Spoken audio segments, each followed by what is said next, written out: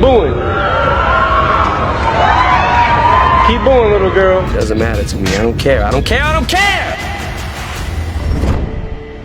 Eminem is one of the most successful rappers of all time. The world knows him both for his music and his haters. But as we witness more of his controversies, we cannot help but ask what back in the day made him the most hated rapper in the world. Whether you are a fan of rap or not, this empowering video can actually change your life.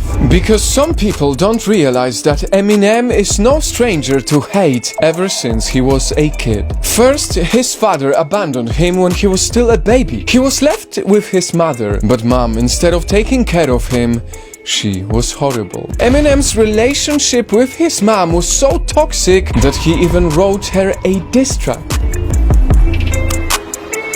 And toxicity didn't end at home. Since he grew up in a mostly black community, school was not a safe place for him too, because he was bullied for having white skin. Once he even got beaten up so bad that he spent 10 days in a coma. And back then, every single day in his life, young Eminem felt voiceless and unwanted until finally he found music. And I want to have a voice in hip-hop. I want to have a voice, I want to be able to speak and people listen. But just like at school, it wasn't an easy environment. When Eminem began rapping, the rap music was mostly produced by black people. Once again, he was hated for being different.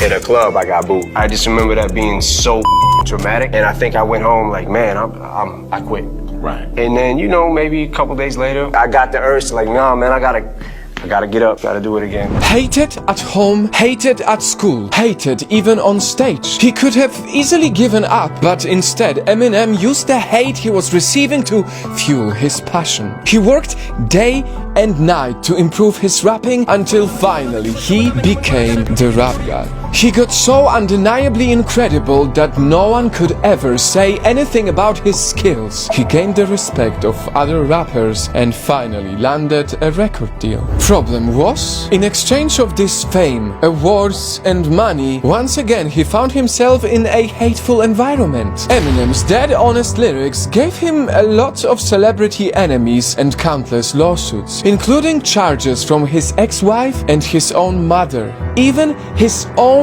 mother is his hater, and unfortunately at some point the hate became so intense that he suffered depression and fell into addiction, which got so bad he almost died in 2007. It was thanks to his daughters that Eminem survived. They helped him find love within himself so that he was ready to check himself in a rehab where he rediscovered his purpose. Ever since then, instead of focusing on haters, Eminem chose to forgive.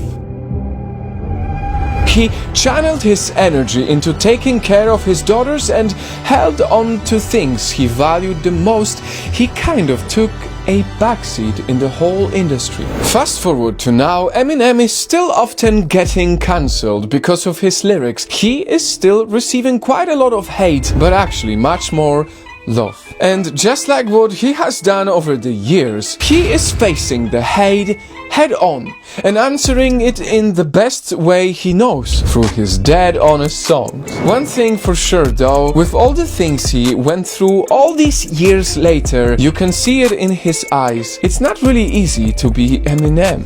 These days, it's so easy to give and receive hate in our workplaces, at home, or most often on social media. And that is why I wanted you to hear the story of Marshall, because he is perhaps the best example that everyone has the power to turn hate and negativity into something empowering. And that is what I wish for all of us. And so right now I want to use this moment and manifest something for myself. Night fam. I will laugh in the faces of my haters and keep on going forward, changing the world so much that even the people who hate me today, one day will have nothing else to do but to simply join me.